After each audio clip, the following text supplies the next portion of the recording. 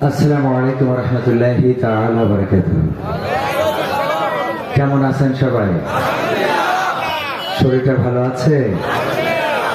ঠান্ডা খুব বেশি পড়ছে নাকি? এই ঠান্ডায় মুসলমানদের কাবু করে ফেললে হবে? এখনো তো বিজয় অনেক দূরে, ঠিক না? সুতরাং আমরা নীরব হব না, নিস্তব্ধ হব না, যতদিন না বাংলার জমিনে কোরআনের রাজ কায়েম হবে। রাজি আছেন ইনশাআল্লাহ?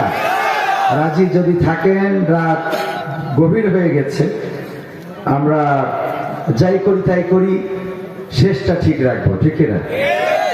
12টার মধ্যে আমরা ক্লোজ করবো ইনশাআল্লাহ। ইন্নাল হামদালিল্লাহি নাহমাদুহু ওয়া নাস্তাঈনুহু ওয়া নাস্তাগফিরুহু ওয়া নু'মিনু বিহি ওয়া নাতাওয়াক্কালু আলাইহি ওয়া নাউযু বিল্লাহি মিন শুরুরি আনফুসিনা ومن سيئات أعمالنا من يهده الله فلا مضل له ومن يضلله فلا هادي له ونشهد أن لا إله إلا الله ونشهد أن سيدنا محمدا عبده ورسوله الذي أرسله بالحق بشيرا ونذيرا وداعيا إلى الله بإذنه وسراجا منيرا فقد قال الله تعالى في كلامه المجيد والفرقانه الحميد أعوذ بالله من الشيطان الرجيم بسم الله الرحمن الرحيم يا أيها الذين آمنوا لما تقولون ما لا تفعلون كبر مقتا عند الله أن تقولوا ما لا تفعلون وقال الله تعالى في شأن حبيبه إن الله وملائكته يصلون على النبي يا أيها الذين آمنوا صلوا عليه وسلموا تسليما اللهم صل على سيدنا مولانا محمد وعلى آل سيدنا নবীর নামে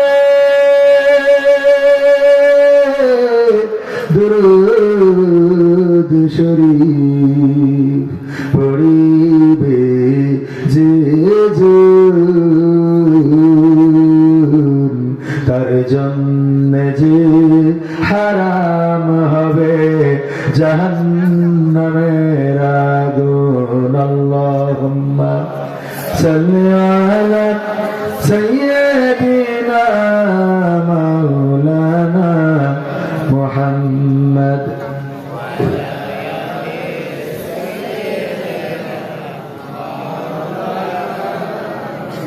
আমার যখন ফুরাবে দিন আসবে গহীন রাতি আমার যখন ফুরাবে দিন আসবে গহীন রাতি থেকো আল্লাহ জীবনে থেকো আল্লাহ জীবনে হয়ে চির সাথী আসবে গহীন রাতি আমার যখন ফুরাবে দিন আসবে গহীন রাতি জীবন নদীর দুকুল জুড়ে আসলে অমানিসা থাকবে না আর দু চোখে হায় একটু আলোর দিশা জীবন নদীর দুকুল জুড়ে আসলে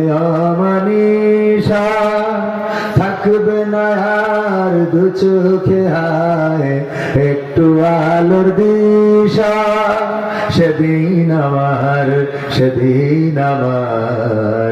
সেদিন আমার অন্ধ চোখে তুমি থেকো বাতি আসবে গহীন রাতি আমার যখন ফুরাবে দিন আসবে গহীন রাতি আমার বলে যেদিন কাউকে পাব না সেদিন আমার শূন্য হিয়ায় তুমি থেকো সান্ত্বনা আল্লাহ তুমি থেকো সান্ত্বনা আখির আলো নিভে যেদিন হৃদয়ে আলো দিয়ে আসবে না কেউ অন্ধ চোখে একটু আলো নিয়ে আখির আলো নিভে যেদিন হৃদয়ে আলো দিয়ে আসবে না কেউ অন্ধ চোখে একটু আলো নিয়ে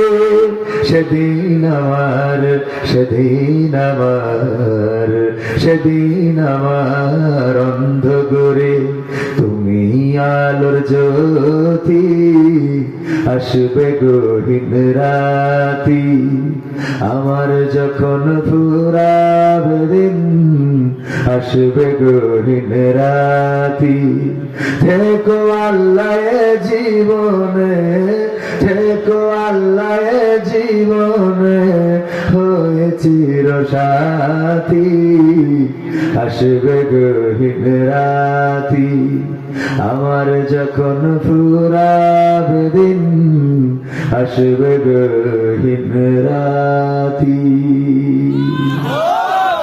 মাথাটা বলা যাবে না আমাদের যে দিন ফুরাবে সেটা যদি দিনের আলোতে হয় তাও আমাদের জীবনের গহীন রাত নেমে আসবে এই চোখে আর দিনের আলো দেখা যাবে না দেখা যাবে না ওই সূর্যটা দেখবো না চন্দ্রটা দেখবো না বৈদ্যুতিক বাতি যতই জ্বালাক না কেন আমাদের চোখে আর কোনো জ্যোতি থাকবে না আমাদের চোখে পাওয়ার থাকবে না দেখার শক্তি থাকবে না এই জন্যই যিনি লিখেছেন গেয়েছেন আল্লামা তারেক মনোয়ার হাফিজাহুল্লাহ উনি বলেছেন আমার যখন দিন ফুরাবে তখন গহীন রাত নেমে আসবে এর অর্থ এই না যে যখন মারা যাব তখন রাত এই গতানুগতিক রাত আসবে আসলে আমাদের চোখে আমাদের প্র্যাকটিক্যালি যে রাতটা আসবে সেটা হলো দিনের আলো আর আমাদের চোখে থাকবে কতটা থাকবে সুতরাং মারা যেহেতু যেতে হবে কবরে পাড়ি জমাতে হবে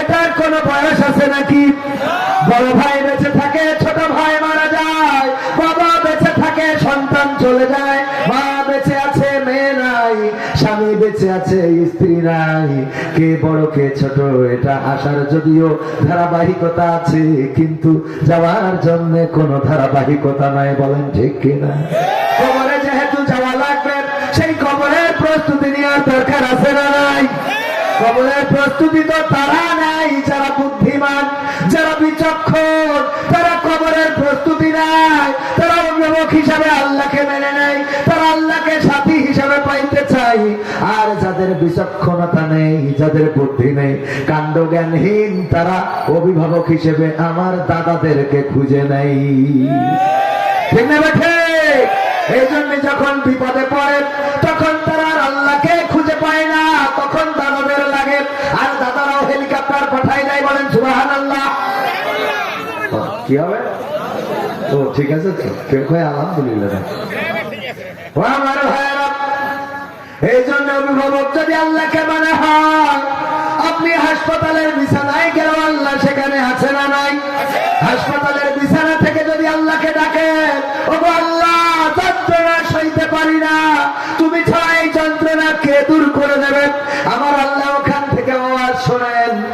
মসজিদে এসে ডাকেন তাও আওয়াজ শোনেন, যদি ঘরের কোণা থেকে ডাকেন তাও আওয়াজ শোনেন, যদি আপনি মাঠের মধ্যে থেকে ডাকেন, ফাঁকা মাঠ যেখানে কেউ নাই সেখান থেকেও আল্লাহ আওয়াজ শুনতে পায় না। দেখেছিলেন ইউনূস আলাইহিস সালাম মাছের পেটের মধ্যে যখন চলে গেলেন, বললেন লা ইলাহা ইল্লা আনতা সুবহানাকা ইন্নী কুনতু মিনাজ জালিমিন। ডাক শুনেছেন কে? ডাক শুনেছেন কে? আল্লাহ বলেন, ও ইউনূস, আমি তোমার ডাকে সাড়া দিলাম, তুমি এমন জায়গা থেকে চিৎকার করেছো যেই জায়গা থেকে পৃথিবীর কোন মানুষ তোমার আওয়াজ শুনতে পাবে না। এখনো রাতের অন্ধকার ছিল, দ্বিতীয় ছিল পানির অন্ধকার, আর 3 নম্বর অন্ধকার ছিল মাছের পেটের অন্ধকার। ওই মাছের পেটে গভীর পানির মধ্য থেকে রাতের অন্ধকারে যখন তুমি আমাকে ডেকেছো, পৃথিবীর কোন মানুষ তোমার ডাক শোনে নাই। নরেন্দ্র মোদী শুনতে পায় নাই, বাইডেন ডোনাল্ড ট্রাম্প শোনে নাই, খালেদা জিয়া শেখ হাসিনা শোনে নাই, তোমার অন্য কোন পৃথিবীর কোন মানুষ কোন নেতা কর্মী শোনে নাই। যখন তুমি ডেকেছো 7 আসমানের উপর থেকে আরশে আজিম থেকে আমি আল্লাহ তোমার ডাক শুনলাম, আর মাছের পেটের মধ্যে যন্ত্রণা বাড়িয়ে দিলাম। মাছ তোমাকে আবার নিরাপদ জায়গায় উগরে দিয়ে রেখে আসলো।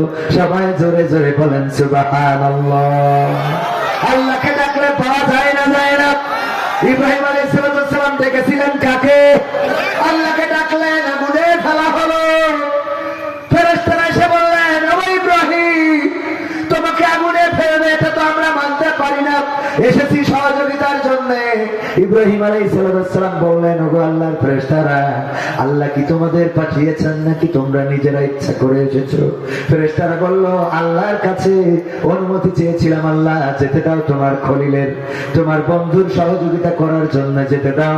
আল্লাহ রাব্বুল আলামিন আমাদের অনুমতি দিয়েছেন, তবে বলেছে আমার বন্ধুর কাছে আগে জিজ্ঞাসা করবা তার সাহায্যের প্রয়োজন আছে কিনা, যদি থাকে তবে কইরো, যদি না থাকে চলে এসো। ইব্রাহিম আলাইহিস সালাম বললেন, ও ফেরেশতারা, তোমরা আমাকে কি সাহায্য করবা? আমার কষ্ট দেখে তোমাদের কষ্ট লেগেছে। ফেরেশতারা বলে, আল্লাহর নবী, ও ইব্রাহিম, আপনার এই কষ্ট দেখে আসমানের ফেরেশতাগুলো কান্না শুরু করে দিয়েছে।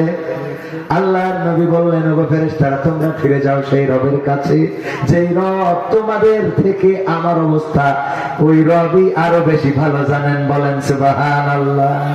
ফেরেশতাদের চেয়ে ভালো জানেন কে? আল্লাহ ভালো জানেন। সুতরাং চলে যাও আল্লাহর কাছে। আমার আল্লাহ যদি চান আমাকে রক্ষা করবেন, আর আল্লাহ যদি না চান তাহলে আমাকে রক্ষা করবেন না। আল্লাহর জন্য মরতেও পারি, আল্লাহর জন্য বাঁচতেও পারি। আমরা আল্লাহ রাব্বুল আলামিন সুন্দর করে শিখিয়ে দিয়েছেন, ইন্না সালাতি ওয়া নুসুকি ওয়া মাহইয়ায়া ওয়া মামাতি লিল্লাহি রাব্বিল আলামিন। আমার আল্লাহ বলেন, বলো নিশ্চয় আমার নামাজ, ইন্না সালাতি ওয়া নুসুকি, আমার কুরবানি, আমার জীবন এবং আমার মরণ সবকিছু বিশ্ব প্রতিপালক আল্লাহর জন্য নিবেদিত। ও আমার ভাইয়েরা, আমাদের জীবন আমাদের মরণ যদি আল্লাহর জন্য নিবেদিত হয়ে যায়, তাহলে আমরা দুনিয়ায় কষ্টে থাকলেও সুখে থাকবো, আমরা সুখে থাকলেও সুখে থাকবো, আমাদের অসুস্থ হইলেও ভালো লাগবে, সুস্থ থাকলেও ভালো লাগবে। কারণ আমাদের সবকিছু যখন আল্লাহর জন্য হয়ে যায়, তখন আর দুঃখ কষ্ট বলতে কিছু থাকে কতখানি থাকে। আমরা নামাজ পড়তে যাই, যারা 5 ওয়াক্ত নামাজি, গরমকালে নামাজ পড়ে, শীতকালে পড়ে না। বলছে ঠিক, ঠিক হয় কি? যারা 5 ওয়াক্ত নামাজি, আল্লাহ ওয়ালা ইমানদার আমাদের লোক, তারা গরমকালে নামাজ পড়ে, শীতকালেও পড়ে না। পড়ে না। বিদ্যুৎ চলে যায় বলে নামাজ ছেড়ে দিয়ে তাড়াতাড়ি বাইরে যায়, আছে কেউ? কারণ নামাজ কার জন্য? যখন আল্লাহর জন্য দাঁড়িয়ে গেলেন, মাথার উপরে চলা ফ্যানটা হঠাৎ করে বিদ্যুৎ চলে গেল, বন্ধ হয়ে গেল না, কেউ নামাজ ছাড়ে না, কেউ বাইরে চলে যায় না, যতক্ষণ পর্যন্ত না ইমাম সালাম ফিরান ততক্ষণ পর্যন্ত কেউ নামাজ ছাড়ে না। কারণটা কি? কারণ ওই নামাজটা কার জন্য? এই জন্য ফ্যান চললেও ভালো, না চললেও ভালো, ঠিক না? ঠিক। ফ্যান চললেও পড়ি, না চললেও কথা কয় না, ঠিক বললাম না? ঠিক বললাম।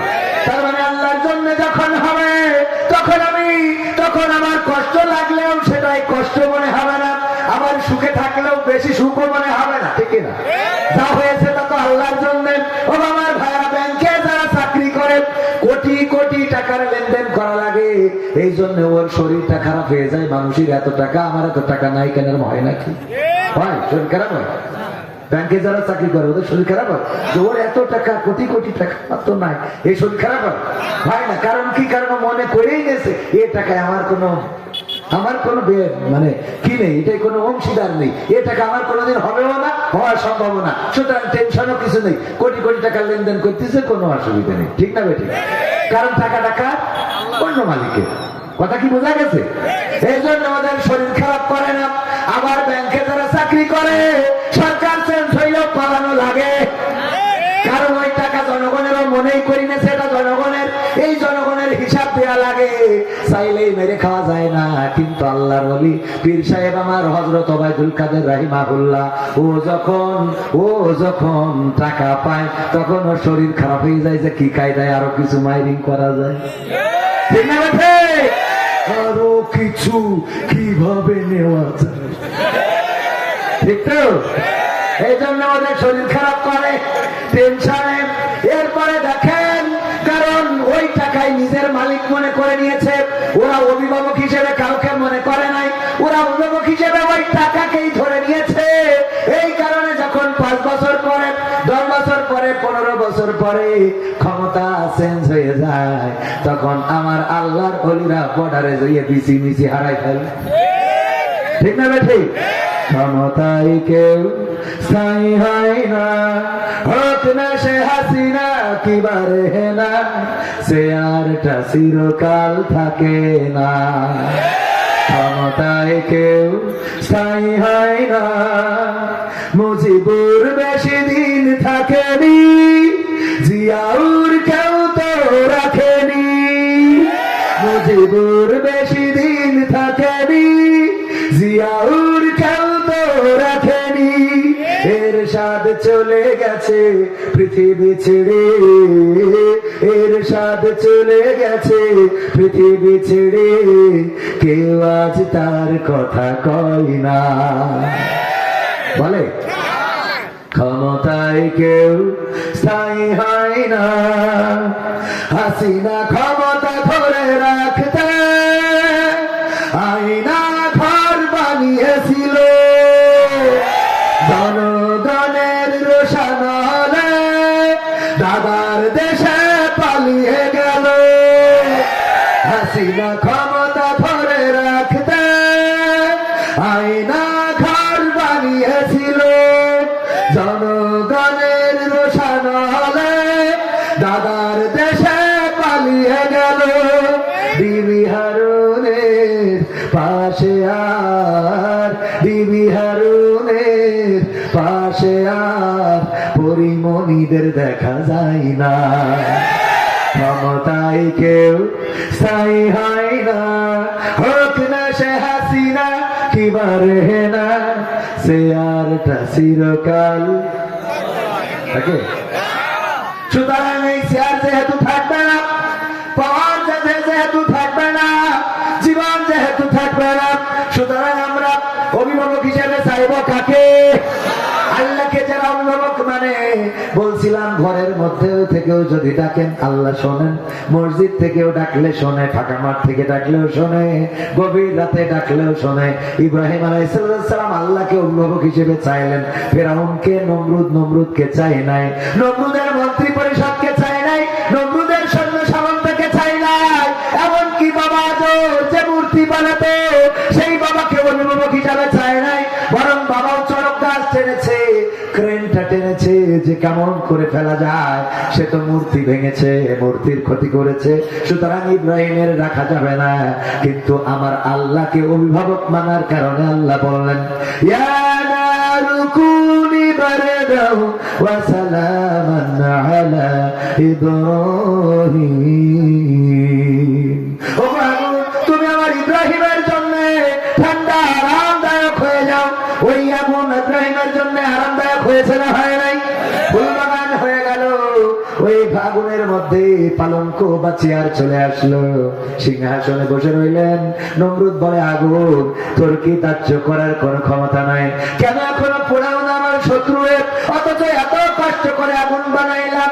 আমার নেত্রী যেমন বললো, আহারে আর্মি, আহারে বিডিআর, আহারে আমার বিজিবি, আহারে পুলিশ, তোদের 16 বছর কত করে খাওয়াইলাম, পড়াইলাম, যা করেছিস সব মেনে নিছিস। যারে মনে চেয়েছে কুপাইছিস, যারা চেয়েছে খুন করেছিস, গুম করেছিস, যারা মনে চেয়েছে ধরে নিয়ে যে ব্ল্যাকমেইল করে টাকা নিয়েছিস, যারা মনে চেয়েছে কপালের উপরে বন্দুক ঠেকায় গুলি করেছিস, যারা মনে চেয়েছে পায়ে বন্দুক ঠেকায় গুলি করেছিস। কত মানুষের পঙ্গু করলে, মারামারি কত মানুষের মেরে ফেললি, গুম করলে, খুন করলি, সব দায়িত্ব আমি নিলাম। আর আজকে ছাত্র জনতা আমার রঙ্গ ভবন দখল করে নেবে, তোরা কি করিস রে? বলেছে না বলে নাই? তিন বাহিনীর প্রধানকে ডাকলেন, আল্লাহ আপনি কি মন খারাপ? আমি করেন না, আমি কইলে আর একটু বিরুদ্ধে যাবে, কিন্তু বুঝাইনোর জন্য করতেছি ভাই, এটা বুঝানোর জন্য। কে জন্য? মানে মুসার কথা কতি গেলে ফিরাউন তো আসবেই, কথা কয় না। ইব্রাহিমের কথা বললি নমরুদ্দির কথা তো আসবেই। তো এখনকার কোরআনের পক্ষের লোকের কথা বলি, বিপক্ষের যারা তা তো আসবেই। এতে রাগ করলে হবে না, ঠিক না ভাই? ঠিক রাগ করা যাবে? সুতরাং রাগ না করে শিক্ষা নিতে হবে যে দুনিয়া যারা চেয়েছে, দুনিয়ার সম্পদ যারা চেয়েছে, টাকা চেয়েছে, ক্ষমতা চেয়েছে, 41 সাল পর্যন্ত ক্ষমতা ছাড়তে চাই নাই, কিন্তু আমার রব সিদ্ধান্ত নিয়েছেন 41 সাল নয় 31 সালও তোমাদের জীবনে আসবে না। এই সিদ্ধান্ত ছিল কার? শুধু আল্লাহর না, যারা সারাটা জীবন বলল 71-এর রাজাকার, এই মুহূর্তে বাংলা ছাড়। আমরা তো ছাড়ি আর না ছাড়ি, তোরা ছাড়ি গেলে কোন দুঃখে, এটাই তো বুঝি, কথা কয় না। আমরা তো এখন আছি, তোরা তো 71-এর মুক্তিযোদ্ধা, কি যুদ্ধ করেছিলে? এত মুক্তিযোদ্ধার কথা বলো, কোন জায়গায় বন্দুক নিয়ে দাঁড়াইলে বলো দিন একটু শুনি। খালি মুক্তিযোদ্ধা, মুক্তিযোদ্ধা পরিবার, বঙ্গবন্ধু পরিবারের মুক্তিযোদ্ধা কিনা আমার সামনে দেখাও দিন একটু দেখি। মুক্তিযোদ্ধা করি ব্যবসা খেয়ে গেলে, কথা কয় না। এই ব্যবসা জনগণ আর খায় না, এই ব্যবসা জনগণ আর নেয় না। জনগণ বুঝেছিল মুক্তিযোদ্ধা নিয়ে বিজনেস হচ্ছে। 1971-এর পরে জন্ম, বুকের পরে বঙ্গবন্ধুর প্রতীক লাগাই এখানে একটা বন্দুকা খাইয়ে মুক্তিযোদ্ধা হয়ে গেছে। চাহে দেশের সম্পদ গুলোকে নষ্ট করা হয়েছে, অপব্যবহার করা হয়েছে, দেশের মানুষের রক্ত পানি করে টাকা। আমি গতকালকের মাহফিলে, পুলিশ ছিল প্রহারায়, আমি বলেছি প্রশাসন আমাদের টাকায় বেতন নিয়ে আমাদেরকে নলের ভয় দেখিয়েছেন। এমন একটা বাংলাদেশ আসবে সেই বাংলাদেশের এই প্রশাসন জনগণকে ছাড় ডাকতে হবে, কারণ আমরা টাকা দিয়ে তোমাদের বেতন চালাই। কোন জনগণকে তোমরা অপহরণ করবা, খুন করবা, গুম করবা, হেরস্তা করবা। বাংলাদেশের জনগণ আন্দোলন শিখেছে, তোমাদের এই বাংলার জমিনে জায়গা দেবে না। আমাদের টাকায় বেতন নিয়ে তোমরা আমাদের আবার থানায় যাই মামলা করতে, আমাদের ব্ল্যাকমেইল করো। শয়তান। আমি সাতক্ষীরা থেকে মাহফিল করে ফিরতেছি, গাড়ির মধ্যে থেকে পানির বোতল বের করে বলতেছে, হুজুর এটা তো বাংলা মদ। কইলাম আপনি বললেন কি? বাংলা মদ মানে বোতলের মুখটি খুলে, মিনারেল ওয়াটারের বোতল মুখটি খুলে বলছে আপনি সুখে থাকেন, বিশ্বাস না হয় কয় আপনি সুখে থাকেন, মানে শুকাবো তো, আপনি ঘ্রাণটা নিয়ে দেখেন। আমাদের হেনেসটা কম করো নাই, জুতা পাই দিয়ে টাইম পাই নাই। হুজুর নামেন শিগগিরি, তারা জুতোটা পক্ষে জুতো পাই দিলে হবে না, জুতো রেখে যাইতে হবে। কেন? আমরা কি এখানে উড়ে এসে জুড়ে বসেছি? আমরা রোহিঙ্গা নই, এই বাংলাদেশের পাসপোর্ট এনআইডি নিয়ে বসবাস করি। আমার ট্যাক্সের টাকায় তোমার বেতন চলে। Police, BGB, BDR, NSI, DGFI যারা আছে, জনগণকে কৈফিয়ত দিয়ে এই দেশে চলতে হবে। আমি বলেছি তাহাজ্জুদ করে ভোট নিয়ে যদি সরকারে না টিকতে পারে, যারা ভোট নেয় নাই তারা তো এমনি টিকবে না, কথা কয় না। তাহাজ্জুদ করে ভোট নিল তাই আমরা তাদের রাখলাম না। আর বর্তমান তো তাহাজ্জুদ পড়ে, নামাজই পড়ে না অনেকে, সব তো পীর সাহেব। ঠিক না ভাইরা আমার? আলোচনা কি শুরু করব? থাকবেন? থাকা যাবে? চলে যাবেন কে কে? ওই একজন হাত তুলি। এই বসে যাবে কেন? খাওয়া হবে? কেমন লাগে খাওয়া দিন? ওই কইতে নেই, আমি ওটা বলি না, এমনি ওই ওনাদের দাম ঠাম বলি, ঠিক আছে। খেলা হবে। রিয়াজুল উলুম নুরানি তালিমুল কোরআন হাফিজিয়া মাদ্রাসা ও এতিমখানা এবং লীলা বোর্ডিং এর উদ্যোগে আয়োজিত ৬ষ্ঠ বার্ষিকী এই তাফসীরুল কোরআন মাহফিলের শ্রোতাভাজন সভাপতি জনাব আলহাজ মোহাম্মদ ইসমাইল হোসেন মাস্টার আছেন? অসুস্থ। ওনার ছোট ভাই জনাব আলহাজ সহসভাপতি হিসাবে আছেন আলহাজ মোহাম্মদ আলী আকবর সাহেব, দামাত বরকাতুহু, আল্লাহ রাব্বুল আলামিন হায়াতে তাইয়্যিবা দান করুন, বলেন আমিন। আলোচনা করেছেন হযরত মাওলানা কারি মোহাম্মদ বেলাল আহমেদ সাহেব, এবং আমার আগে আলোচনা করেছেন উত্তরবঙ্গের আলোড়ন সৃষ্টিকারী বিশিষ্ট ইসলামী চিন্তাবিদ। আমার তো মনে হচ্ছিল উনি বাকি সময়টুকু করে দিলে আমরা মোনাজাত করে চলে যেতে পারতাম। হাফেজ কারি মাওলানা মোহাম্মদ আজিজুল ইসলাম দিনাজপুরি সাহেব, আল্লাহ ওনাকেও হায়াতে তাইয়্যিবা দান করুন।